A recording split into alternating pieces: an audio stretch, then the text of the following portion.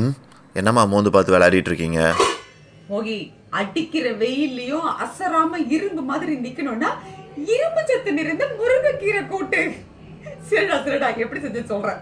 இந்த முருங்கைக்கீரை கூட்டு செய்யறது ரொம்ப ரொம்ப ஈஸிங்க. ஆனா உடம்புக்கு ஆரோக்கியம் சூப்பர் டேஸ்டா இருக்கும். இதுக்கு முதல்ல ஒரு 200 கிராம் பருப்பு நல்லா வாஷ் பண்ணிட்டு இது கூடவே ஒரு பிஞ்ச் மஞ்சத்தூள், ஒரு 5 பல்லு பூண்டு போட்டு நல்லா கொஞ்சம் குழைய குழைய வேக வச்சுக்கலாம்.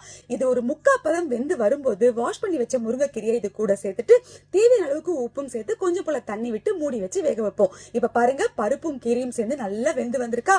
அவ்வளவுதான். இதை அப்படியே இறக்கி வச்சுட்டு ஒரு தாளிப்பு கரண்டியை வச்சு எண்ணெய் விட்டு கடுகு உளுத்த பருப்பு, காஞ்ச மிளகாய், கருவேப்பிலை, கொஞ்சம் போல பெருங்காயம், அவ்வளவுதாங்க. தாளிச்சு கொட்டினா சூப்பர் டேஸ்டான ஹெல்தியான முருங்கைக்கீரை பருப்பு கூட்டு ரெடி.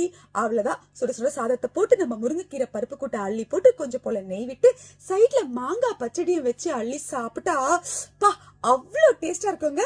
ட்ரை பண்ணி பாருங்க.